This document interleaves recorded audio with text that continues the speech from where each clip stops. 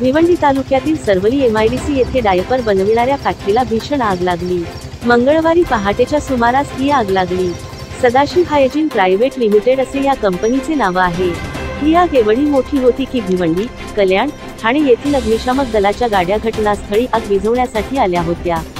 आगीचे कारण अजूनही अस्पष्ट आहे। दरम्यान आग आटोक्यात आली असून कुलिंगचे काम सुरू आहे।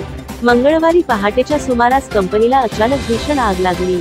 अवघ्या काही क्षणात आगीने रौद्ररूप धारण केले, त्यामुळे आग अधिकच पसरत गेली। घटनेची माहिती स्थानिकांनी अग्निशमन दलाला दिल्यानंतर भिवंडी, कल्याण आणि ठाणे महापालिका अग्निशमन दलाची पथके घटनास्थळी दाखल झाले। दरम्यान या घटनेत कोणालाही दुखापत झाली नसली तरी कंपनीतील सर्व साहित्य जळून खाक झाले आहे।